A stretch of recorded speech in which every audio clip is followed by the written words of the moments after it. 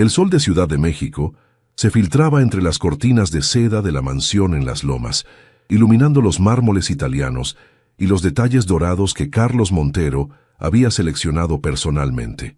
Teresa Gallardo de Montero, con sus 32 años, observaba desde la terraza los jardines que rodeaban su hogar, acariciando distraídamente la taza de café de Chiapas que sostenía entre sus manos.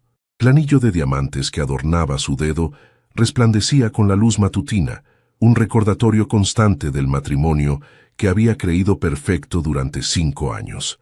Aquella mañana de primavera, Teresa había decidido regresar temprano de su clase de yoga en Polanco. El chofer la había dejado en la entrada principal, pero ella prefirió entrar por la puerta lateral que conducía directamente a la biblioteca. Carlos no la esperaba tan temprano, y ella quería sorprenderlo con la idea de un viaje a Oaxaca para su aniversario. «Te lo digo, Gustavo, me casé con esa estéril por lástima». La voz de Carlos resonaba desde su despacho, justo al lado de la biblioteca. «Una mujer hermosa e inteligente que jamás podrá darme un heredero. ¿Sabes lo que eso significa para la familia Montero?»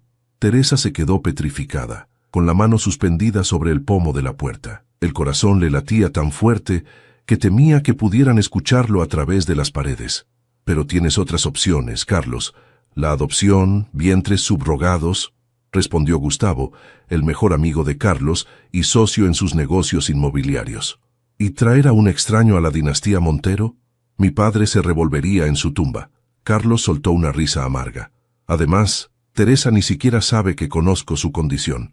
Ella cree que seguimos intentándolo, que algún día sucederá el milagro». Patético, ¿no? Teresa sintió que el suelo se abría bajo sus pies. Las conversaciones con los médicos, las pruebas, los tratamientos fallidos, todo había sido en privado. O eso creía ella. Carlos nunca había mostrado decepción. Al contrario, siempre le había asegurado que la amaba por quien era, no por su capacidad de ser madre. «Entonces, ¿por qué sigues con ella?», preguntó Gustavo. «Imagen, mi amigo. La perfecta esposa trofeo para el imperio Montero. Es presentable, culta, viene de buena familia aunque venida a menos. Y mientras mantengo las apariencias con Teresa, puedo disfrutar de mis distracciones». La taza de café resbaló de las manos de Teresa y se estrelló contra el suelo. El ruido alertó a los hombres que guardaron silencio de inmediato. Teresa reaccionó por instinto y corrió hacia la escalera principal, encerrándose en su habitación antes de que pudieran descubrirla. Tumbada en la cama matrimonial, con la respiración entrecortada y lágrimas silenciosas recorriendo sus mejillas, Teresa recordó cómo había conocido a Carlos en aquella gala benéfica en Chapultepec, cómo la había cortejado con regalos extravagantes y promesas de amor eterno. Recordó la fastuosa boda en la Catedral Metropolitana, con la alta sociedad mexicana como testigo. Recordó cada momento en que ella había creído en ese cuento de hadas que ahora se desmoronaba como un castillo de naipes. «Señora Montero, ¿se encuentra bien?». Dolores, el ama de llaves que llevaba 3 generaciones sirviendo a la familia Montero, tocaba suavemente a la puerta. «Sí, Lola, solo necesito descansar», respondió Teresa, secándose las lágrimas y componiendo su voz. «El señor pregunta si bajará a comer. Ha invitado al licenciado Gustavo y su esposa. Dile que me ha dado migraña. Tomaré algo en mi habitación más tarde». Teresa se incorporó lentamente y se miró en el espejo del tocador. Su reflejo le devolvió la imagen de una mujer elegante, de facciones delicadas y ojos grandes que ahora estaban enrojecidos por el llanto. «La perfecta esposa trofeo», había dicho Carlos. Esas palabras resonaban en su mente como un martillo implacable. En ese preciso momento, algo cambió en la mirada de Teresa. La tristeza dio paso a una determinación fría y calculada. Se secó las últimas lágrimas y respiró profundamente. No sería la víctima en esta historia. No permitiría que Carlos Montero la tratara como un objeto decorativo, como una pieza descartable de su imperio.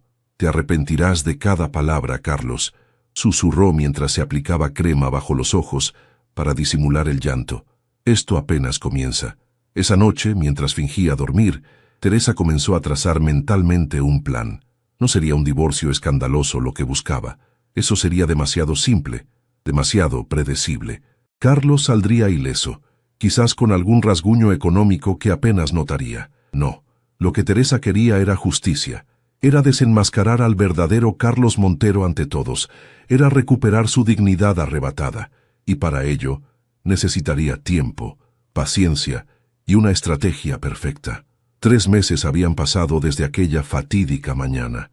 Teresa había mantenido una fachada impecable, la esposa devota, la anfitriona perfecta, la compañera ideal para eventos sociales. Nadie, ni siquiera Carlos, había notado el cambio que se gestaba en su interior. «Te ves diferente», comentó Mariana, su mejor amiga desde la universidad, mientras tomaban un café en Coyoacán. «Hay algo en tus ojos». «Es el nuevo maquillaje que compré en mi viaje a París con Carlos», mintió Teresa con una sonrisa ensayada. Lo que nadie sabía era que Teresa había iniciado una transformación meticulosa. Había contratado discretamente a un detective privado para seguir a Carlos y documentar sus distracciones. Había comenzado a estudiar el funcionamiento de las empresas Montero, aprovechando las cenas de negocios para hacer preguntas aparentemente inocentes. Había establecido una relación más cercana con Dolores, el ama de llaves, quien conocía todos los secretos de la familia. «Lola, ¿recuerdas cuando Carlos era niño?», preguntó Teresa una tarde mientras revisaban el menú para una cena importante. «Como si fuera ayer, señora. Era un niño muy consentido. Don Raúl, que en paz descanse, le daba todo lo que pedía», respondió Dolores con nostalgia. «Y su madre, casi nunca habla de ella». Dolores bajó la voz, aunque estaban solas en la cocina. «La señora Montero, doña Elena, tuvo muchos problemas después del nacimiento del señor Carlos. No pudo tener más hijos, y eso fue una gran decepción para don Raúl. La trataba con frialdad, como si hubiera fallado en su deber». Teresa sintió un escalofrío. La historia se repetía, pero ella no sería como la madre de Carlos. El detective privado, Joaquín Vega, un ex policía con contactos en todos los niveles, le entregaba informes semanales. Carlos mantenía una relación con Valeria Ruiz, una joven modelo de 23 años. Se veían en un departamento en la colonia Roma que Carlos había comprado a nombre de una de sus empresas fantasma. «Hay algo más, señora Montero», dijo Joaquín en su último encuentro en una cafetería discreta de la Condesa. «El señor Montero tiene reuniones extrañas con un hombre llamado Eduardo Campos. No parece ser ni amigo ni socio de negocios. Se encuentran en lugares poco habituales, y el señor Montero siempre paga en efectivo». «¿Quién es este Eduardo Campos?», preguntó Teresa intrigada. «Estoy investigándolo. Lo único que sé es que viene de Guadalajara y tiene antecedentes por fraude menor». Teresa asintió, guardando esta información en su mente como una pieza más del rompecabezas. Mientras tanto, había comenzado a forjar su propia red de contactos. Se había acercado a Gabriela, la esposa de Gustavo, quien siempre había sentido cierta envidia por ella. Con sutileza, Teresa había sembrado la semilla de la duda sobre la fidelidad de Gustavo, sabiendo que esto causaría tensión entre los socios. También había iniciado una fundación para mujeres con problemas de fertilidad, un movimiento que la prensa había aplaudido y que había fortalecido su imagen pública. Esta fundación no solo le daba un propósito genuino, sino que también le permitía establecer contactos con personas influyentes fuera del círculo de Carlos. «Es admirable lo que estás haciendo, Teresa», le dijo Sofía Linares, la esposa del gobernador, durante un evento benéfico. «Hablas de un tema que muchas mujeres sufren en silencio». «El silencio es nuestro peor enemigo, Sofía», respondió Teresa con una sinceridad que sorprendió a ambas. Una tarde, mientras revisaba documentos de la fundación en el despacho que Carlos le había asignado en casa, Teresa recibió una llamada de Joaquín. «Señora Montero, he descubierto algo importante sobre Eduardo Campos. No es su verdadero nombre. Se llama Eduardo Montero Campos. Según mis fuentes, podría ser un hijo no reconocido de don Raúl Montero». Teresa sintió que le faltaba el aire. ¿Un hermano de Carlos? ¿Un heredero oculto de los Montero? ¿Estás seguro, Joaquín? Tengo documentos que lo sugieren. Su madre, Lucía Campos, trabajó como secretaria en las empresas Montero hace casi 40 años. Coincide con la época en que don Raúl estaba casado, pero ya tenía problemas con su esposa. Esta revelación cambió todo el panorama para Teresa. No solo tenía evidencia de las infidelidades de Carlos, sino que ahora poseía información sobre un secreto familiar que podría sacudir los cimientos del imperio Montero. Esa noche, durante una cena con importantes inversionistas, Teresa observó a Carlos con nuevos ojos. Él alardeaba sobre la tradición familiar, sobre cómo los Monteros siempre habían mantenido la pureza de su linaje y sus negocios. La hipocresía le revolvió el estómago. «Mi esposa ha estado muy ocupada con su fundación», comentó Carlos, tomando la mano de Teresa con fingido afecto, «siempre apoyando causas nobles. Es lo mínimo que puedo hacer teniendo en cuenta todo lo que tú haces por nuestra familia», respondió Teresa con una sonrisa enigmática que desconcertó momentáneamente a Carlos. Esa misma noche, mientras Carlos dormía, Teresa se deslizó silenciosamente hasta su estudio. Con la contraseña que había conseguido observando a Carlos en ocasiones anteriores, accedió a su computadora. Allí encontró correos que confirmaban las sospechas del detective. Carlos pagaba una mensualidad a Eduardo, aparentemente para mantenerlo callado sobre su parentesco. «No puedo arriesgarme a que aparezcas ahora. El testamento de mi padre es claro. Si existiera otro heredero directo, la fortuna se dividiría. Mantente alejado y seguiré cumpliendo nuestro acuerdo», decía uno de los correos de Carlos. Teresa copió toda la información relevante y la guardó en un lugar seguro. Luego regresó a la habitación donde Carlos seguía durmiendo, ajeno a la tormenta que se avecinaba. Un año había transcurrido desde la revelación que cambió la vida de Teresa. La mansión de las Lomas se preparaba para la celebración anual de la Fundación Gallardo, el proyecto que Teresa había convertido en un referente nacional para el apoyo a mujeres con problemas de fertilidad. «Todo está listo, señora», informó Dolores, quien se había convertido en una aliada silenciosa de Teresa. «Los invitados comenzarán a llegar en una hora». «Gracias, Lola. ¿El señor ha confirmado su asistencia?» «Sí, señora. Llamó para decir que vendrá directamente de su reunión». Teresa asintió, satisfecha. Carlos no podía permitirse faltar a un evento tan importante donde estarían presentes políticos, empresarios y figuras públicas. La imagen lo era todo para él, y Teresa había aprendido a usar eso a su favor. Mientras se preparaba, repasaba mentalmente cada detalle de su plan. Durante el último año, había consolidado su posición social independientemente de Carlos. Su fundación había ganado reconocimiento internacional y ella había sido invitada a dar conferencias en varias universidades. Ya no era solo la esposa de Carlos Montero, ahora era Teresa Gallardo, una mujer respetada por derecho propio. Simultáneamente, había seguido recopilando información sobre Eduardo Montero. Después de varios intentos, finalmente había logrado reunirse con él en secreto. «¿Por qué quiere hablar conmigo la esposa de mi medio hermano?», había preguntado Eduardo con recelo en aquel café discreto de Tlalpan. «Porque ambos merecemos más de lo que Carlos está dispuesto a darnos», respondió Teresa con franqueza. «Tú, el reconocimiento que te corresponde como hijo de Raúl Montero. Yo, la verdad sobre el hombre con quien me casé. Eduardo, un hombre de 40 años con el inconfundible perfil de los Montero, había escuchado atentamente. Su madre, Lucía, había muerto hace años, llevándose a la tumba la promesa de Raúl Montero de reconocer algún día a su hijo. Eduardo había crecido en Guadalajara, alejado del lujo de los Montero, pero conociendo su origen. Cuando Raúl murió, Eduardo se acercó a Carlos, quien optó por pagarle para mantenerlo en silencio. «Carlos tiene miedo de que reclames tu parte de la herencia», concluyó Teresa. «¿Y qué ganas tú con esto?», preguntó Eduardo, suspicaz. «Justicia», respondió simplemente Teresa. «Para ambos». Esa noche, en la gala de la Fundación Gallardo, Teresa resplandecía con un elegante vestido color champagne. Carlos llegó puntual, acompañado de Gustavo, cuya relación con su esposa Gabriela se había deteriorado notablemente gracias a las sutiles insinuaciones de Teresa. «Estás hermosa esta noche», susurró Carlos al oído de Teresa, mientras saludaban a los invitados. «Tú también estás muy elegante», respondió ella con una sonrisa que no llegaba a sus ojos. «Hay alguien a quien quiero presentarte más tarde, un posible donante importante para la fundación». La velada transcurría con normalidad. Teresa dio un emotivo discurso sobre el trabajo de la fundación, captando la atención de todos los presentes. Carlos la observaba con una mezcla de orgullo y recelo. Su esposa se había transformado en alguien a quien ya no controlaba completamente. A las 11 en punto, tal como estaba planeado, Eduardo Montero hizo su entrada en el salón. Vestía un traje impecable y portaba un maletín. Su parecido con Carlos era innegable para cualquiera que los viera juntos.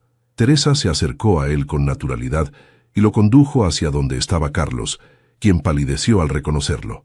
«Carlos, quiero presentarte a nuestro nuevo benefactor», dijo Teresa con voz clara. «El señor Eduardo Montero ha decidido hacer una generosa donación a nuestra causa». «¿Qué demonios haces aquí?», murmuró Carlos entre dientes, manteniendo una sonrisa tensa para los invitados cercanos. «Tu esposa me ha convencido de la importancia de su trabajo», respondió Eduardo con igual fingida cordialidad. «Además, me pareció una buena oportunidad para conocer a la familia». La tensión era palpable. Gustavo, que conocía el secreto de Eduardo, observaba la escena con nerviosismo. Varios invitados notaron el extraordinario parecido entre los dos hombres y comenzaron a murmurar. «Teresa, necesito hablar contigo. Ahora», exigió Carlos, tomándola del brazo con fuerza disimulada. «Por supuesto, querido. Discúlpanos un momento, Eduardo». Carlos arrastró a Teresa hasta un rincón apartado del salón, su rostro descompuesto por la furia. «¿Qué crees que estás haciendo? ¿Tienes idea de quién es ese hombre? ¿Tu hermano? ¿El hijo secreto de don Raúl?» «Sí, lo sé todo, Carlos», respondió Teresa con calma gélida. «Así como sé lo de Valeria Ruiz y tu departamento en la Roma. Así como sé que te casaste conmigo por lástima, debido a mi infertilidad». Carlos la miró atónito, comprendiendo finalmente que su esposa había estado jugando un juego muy diferente al que él creía. «¿Qué quieres?», preguntó, recuperando algo de compostura. «¿Dinero? ¿Un divorcio escandaloso? Quiero que sientas lo que yo sentí, Carlos. La humillación, la traición». Teresa mantuvo su voz baja pero firme. «Eduardo tiene documentos que prueban su filiación. Está dispuesto a hacerlos públicos y reclamar lo que le corresponde por derecho. Eso destruiría a la empresa, a la familia, a menos que tú mismo lo reconozcas públicamente como tu hermano, que le des el lugar que merece en las empresas Montero, y que, por supuesto, me otorgues el divorcio en términos muy favorables para mí». Carlos la miró con una mezcla de odio y, por primera vez, respeto. «¿Cuánto tiempo llevas planeando esto?» «Desde el día que te escuché hablar con Gustavo. El día que decidí que no sería tu víctima, sino tu juez». Antes de que Carlos pudiera responder, fueron interrumpidos por Sofía Linares, la esposa del gobernador. «Teresa, querida, todos están esperando para el brindis final». «Por supuesto, Sofía. Carlos y yo estábamos teniendo un momento íntimo», respondió Teresa con naturalidad. «Los aniversarios siempre nos ponen sentimentales». Mientras regresaban al centro del salón, Carlos susurró: «Esto no ha terminado». «Oh, Carlos», respondió Teresa con una sonrisa genuina, «esto apenas comienza». La portada del periódico El Universal mostraba una fotografía de Carlos y Eduardo Montero estrechando manos en la sede principal de Empresas Montero. El titular rezaba: «Carlos Montero reconoce a hermano desconocido como parte de la familia empresarial». El artículo detallaba cómo, en un acto de reconciliación familiar, Carlos había decidido integrar a su medio hermano, fruto de una relación anterior de su padre, a la junta directiva. Teresa leía la noticia desde la terraza de su nuevo ático en Polanco, disfrutando del sol matutino que tanto le gustaba. Hacía 6 meses que el divorcio se había finalizado, otorgándole una considerable fortuna que incluía acciones de las empresas Montero y la propiedad total de la Fundación Gallardo. «Señora, su cita de las 11 llamó para confirmar», informó Lucía, su nueva asistente. «Gracias, Lucía. ¿Podrías preparar café, por favor? Sabes cómo me gusta». Teresa cerró el periódico y contempló la ciudad que se extendía ante ella. El camino hasta este momento había sido intenso y a veces doloroso, pero no se arrepentía. La noche de la gala, Carlos había accedido a sus demandas, comprendiendo que tenía todas las de perder. El divorcio se había manejado discretamente, atribuyéndose a diferencias irreconciliables, y la inclusión de Eduardo en la empresa se presentó como un acto de nobleza de Carlos. El timbre sonó puntualmente a las 11. Teresa se alisó el vestido y caminó hacia la puerta. Al abrirla se encontró frente a Eduardo Montero, quien le sonrió con calidez. «Puntual como siempre», dijo Teresa invitándolo a pasar. «Una cualidad que heredé de mi padre, según dicen», respondió Eduardo con una leve ironía. Se sentaron en la sala con vistas al bosque de Chapultepec. Lucía les sirvió café y se retiró discretamente. «¿Cómo va todo en la empresa?», preguntó Teresa. «Carlos está adaptándose. No le queda más remedio que aceptarme, especialmente ahora que los inversionistas parecen aprobar la nueva estructura familiar. Eduardo hizo una pausa. Por cierto, encontré algo que podría interesarte. Eduardo sacó de su maletín una carpeta antigua y se la entregó a Teresa. Dentro había documentos médicos a nombre de Elena Montero, la madre de Carlos. Estaba revisando los archivos familiares que ahora tengo derecho a consultar, explicó Eduardo. Al parecer, doña Elena no era estéril como todos creían. Fue don Raúl quien tenía problemas de fertilidad. Carlos nació después de varios tratamientos, casi un milagro según estos informes. Mi madre, en cambio, quedó embarazada sin dificultad. Teresa sintió un escalofrío recorrer su espalda. Don Raúl había culpado a su esposa por no darle más herederos cuando el problema era suyo, y Carlos, siguiendo el patrón familiar, había hecho lo mismo con ella. La historia se repite, murmuró. ¿Carlos sabe esto? No lo creo. Estos documentos estaban en una caja fuerte que solo mi padre conocía. Ni siquiera Carlos tenía acceso.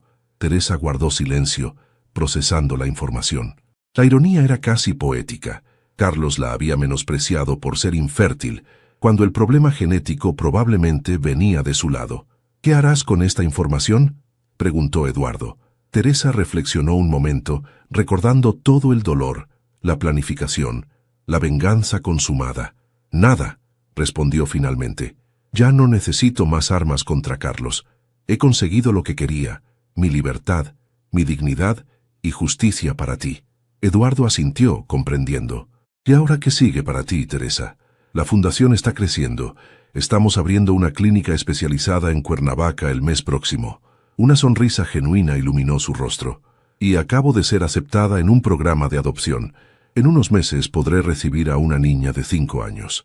¿Adopción? No lo sabía.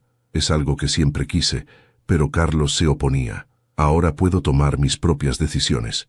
Eduardo sonrió, admirando la transformación de la mujer que tenía enfrente. Ya no era la esposa sumisa y engañada. Era una mujer poderosa, dueña de su destino. Carlos nunca te mereció, dijo con sinceridad. Quizás no, pero sin él no sería quien soy ahora. Teresa hizo una pausa. A veces, las personas que nos hieren son las que más nos enseñan sobre nosotros mismos. Esa tarde, después de que Eduardo se marchó, Teresa visitó la sede de su fundación en la colonia Roma. Recorrió las instalaciones, saludando al personal y conversando con las mujeres que acudían en busca de apoyo. En la sala principal había una placa que rezaba: para todas aquellas que fueron subestimadas. Su valor no depende de su capacidad de dar vida, sino de la vida que deciden vivir. Al regresar a su apartamento al anochecer, Teresa encontró un sobre que habían deslizado bajo su puerta. Dentro había una carta manuscrita de Carlos. Teresa, he sabido de tu programa de adopción. A pesar de todo lo ocurrido entre nosotros, quiero que sepas que te deseo lo mejor. Estos meses me han hecho reflexionar sobre mis acciones y las de mi padre. Eduardo me ha mostrado los documentos médicos. La historia que creí toda mi vida era una mentira. Me pregunto cuántas otras mentiras he heredado sin cuestionar. No espero tu perdón, pero quería que supieras que admiro la mujer en que te has convertido. Quizás, si hubieras sido un mejor hombre, habríamos podido construir algo verdadero juntos. Carlos. Teresa dobló la carta lentamente y la guardó en un cajón. No sentía odio, ni siquiera resentimiento, solo una extraña paz, la certeza de que el ciclo se había cerrado. Esa noche, mientras observaba las luces de la ciudad desde su terraza, Teresa pensó en la niña que pronto sería su hija. Pensó en todas las mujeres que había ayudado a través de su fundación. Pensó en la persona que era ahora, fuerte y completa. Me casé con esa estéril por lástima, había dicho Carlos aquel día que cambió todo. Palabras crueles que habían desencadenado una transformación. Palabras que paradójicamente le habían dado la fuerza para renacer. Teresa sonrió. La vida tenía formas curiosas de llevarnos exactamente donde debíamos estar, y ella, finalmente, había encontrado su lugar.